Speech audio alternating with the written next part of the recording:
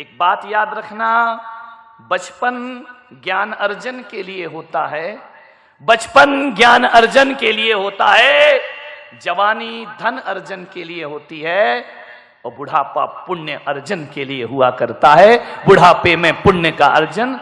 बचपन में मां की गोद में सोए, एक सूत्र दे रहा हूं बुढ़ापे के लिए, बचपन में मां की गोद में सोए, जवानी में पत्नी के साथ सोए, बुढ़ापे में परमात्मा के साथ सो जाओ, तुम्हारा जीवन सार्थक और सफल हो जाएगा। बुढ़ापे में अब भगवान के सहारे सो, परमात्मा के साथ सो, बुढ़ापा सार्थक हो जाएगा। ध्यान रखिए। मान्यवर, एक सूत्र दे रहा हूं बुजुर्गों के लिए, युवाओं के लिए, दिन ऐसा बिताओ, दिन ऐसा बिताओ कि रात को चैन की नींद सो सको। ध्यान रखिए, रातों की नींद किनकी हराम होती है? जो दिन में गलत काम किया करते हैं। ध्यान रखना, दिन ऐसा बताओ कि रात को चैन की नींद सो सको, रात ऐसी बिताओ कि सुबह किसी को मुंह दिखाने में शर्म ना आए। सुबह मुंह दिखाने में वही शर्म करते हैं जो रात को गलत तरीके से जिया करते हैं। दिन ऐसा बिताओ कि रात को चैन की नींद सो सको, रात ऐसी बिताओ सुबह मुंह दिखाने में शर्म ना आए। अरे जवानी ऐसी बिताओ बुढ़ापे में रोना ना पड़े, और बुढ़ापा ऐसा बिताओ किसी के सामने हाथ फैलाना ना पड़े। ये सूत्र है जीवन। ऐसा बुढ़ापा जियो किसी के सामने हाथ नहीं फैलाना पड़े। ध्यान रखना, प्रेम बचपन में मुफ्त में मिला करता है। बच्चे को हर कोई प्रेम करता है, जो आता है गाल पकड़ेगा, चुटकी बजाएगा, बच्चे से बात करेगा, गोद में उठाएगा, उछालेगा। इसके लिए बच्चे ने कुछ नहीं किया है। ध्यान रखना, बचपन में प्रेम मुफ्त में मिलता है, जवानी में प्रेम अर्जित करना पड़ता है, कमाना पड़ता है, बुढ़ापे में प्रेम मांगना पड़ता है। मेरे भाई, यदि गलत तरीके से जिंदगी जियोगे तो बुढ़ापे में आदमी रुपया पैसा नहीं, प्रेम की भीख मांगा करता है। यदि सही जिंदगी जियोगे तुम्हें प्रेम मांगना नहीं पड़ेगा, बल्कि बुढ़ापा और बचपन एक सा हुआ करता है। यदि अच्छे से जवानी जी है, बुढ़ापे में महात्मा गांधी की तरह सारी दुनिया तुम्हें राष्ट्रपिता कहने को तैयार है। कीरो 80 वर्ष की उम्र में जिसने ग्रीक भाषा सीखी, 80 साल।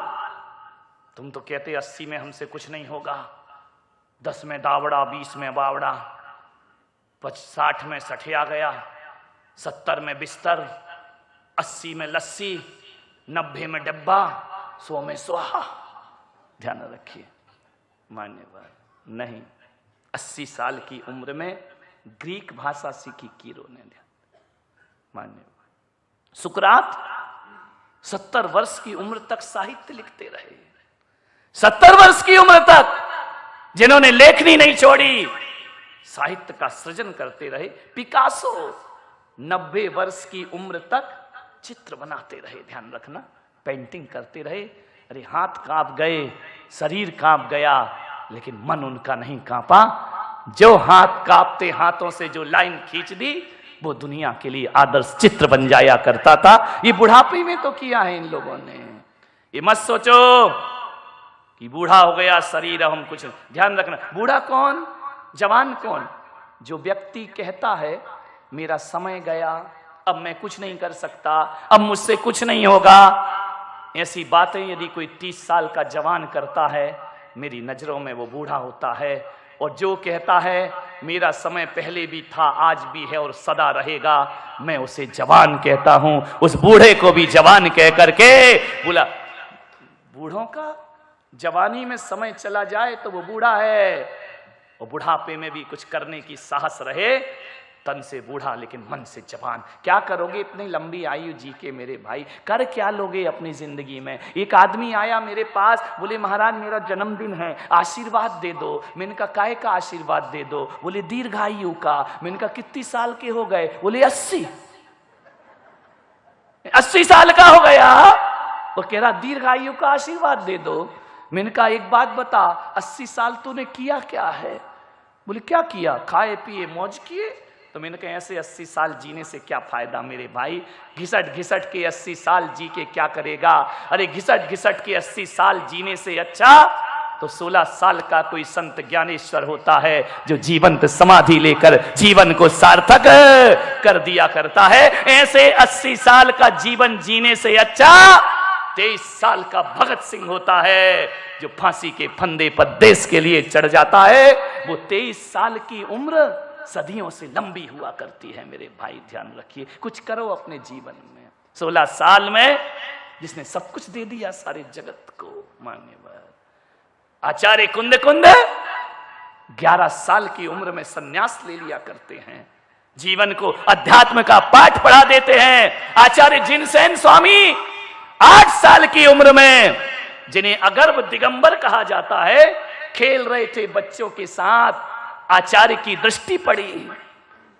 कौन बच्चा है ये पत्थर पे पत्थर जमा करके खेलता है, जरूर इसमें कोई प्रतिभा छुपी होगी। आचार्य गए उनके घर, छोटा सा बच्चा 3 साल 4 साल का, इतना बुद्धि प्रज्ञाजीवी, जाकर के कहा उसकी मां से, मां मैं तेरे दर पे आया हूं। आचार्य जिनसेन स्वामी, ध्यान रखिए, मैं तुम्हारे दर पे आया हूं। उनके गुरु उन्हें लेने के लिए गए, छोटे से थे जिनसेन स्वामी, गए उनके घर पे, मां ये बच्चा मुझे दे दे। मां ने कहा क्या मांगते हो? बच्चा?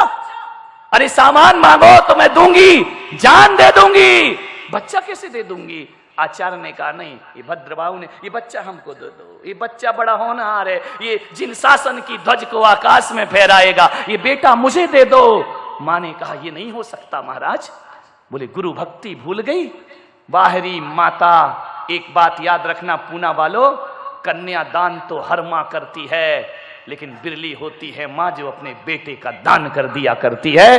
वो बिरली माताएं होती हैं जो अपने बच्चों को दान में दे दिया करती हैं। ले गए उस 5 साल के 3 साल के बच्चे को, नंगे ले गए। अब पहले का जमाना था, हम खुद 4-5 साल तक तो नंगे घूमते रहे। आज का जमाना तो ये है कि बच्चा पेट में आया नहीं, कपड़ों की व्यवस्था हो गई। ध्यान रखना, ये पहनाऊंगी वो पहनाऊंगी नहीं। 4-5 साल तो हम लोग पहनते ही नहीं थे, पता ही नहीं चलता था। ध्यान रखिए मान्यवर, सोचना है आपको। ले गए उस बालक को, अध्ययन कराया, बच्चा 8 साल का हो गया। महाराज ने कहा अब तुम 8 साल के हो गए हो, तुम्हारा ज्ञान पूरा हो गया, जाओ तुम्हारी माता इंतजार कर रही है। मैं वचन दे के आया हूं कि बच्चे को सन्यास नहीं दूंगा, बच्चे को विद्या अध्ययन कराऊंगा। जाओ तुम्हारी माता तुम्हारा इंतजार कर रही है। जिनसेन बोले कौन माता? कैसी माता? कहां की माता? अरे जिससे मैं तुम्हें लेकर के आया हूं। जिनसेन के मुख से निकला यार हंत पिताजी मेरे जिनवाणी माता, मेरी यही मेरी मां है। और कौन मेरी मां है? जिस गुरु के चरणों में मैंने बचपन बिताया वो मेरे पिता हैं। और जिस वाणी से मैंने जीवन का बोध पाया वो जिनवाणी मेरी मां हुआ करती है। मैं वापस नहीं जाऊंगा। नहीं बच्चे तुम्हें जाना पड़ेगा, एक संत ने तुम्हारी माता को वचन दिया है। बोले नहीं जाऊंगा। कपड़े तो थे नहीं, सन्यास ले लिया उस बच्चे ने। ध्यान रखिए, छोटे से 8 साल की उम्र में दिगंबर मुनि का भेष धारण कर लिया। आहार को भेजा आचार्य ने, जाओ अपनी माता के घर आहार ग्रहण करो। जाकर के गए, माता के घर जाकर पड़गाहन हुआ। माता देख करके धार धार आंसू बहा रही।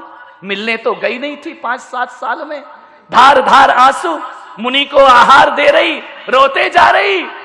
मुनि ने आहार के बाद पूछा मां रोती क्यों है? बोले इतने छोटे से महाराज हो। बोले क्या करें, बोध जग गया, बन गए महाराज। रोने लगी मां, मेरा बच्चा भी इतना बड़ा हो गया होगा।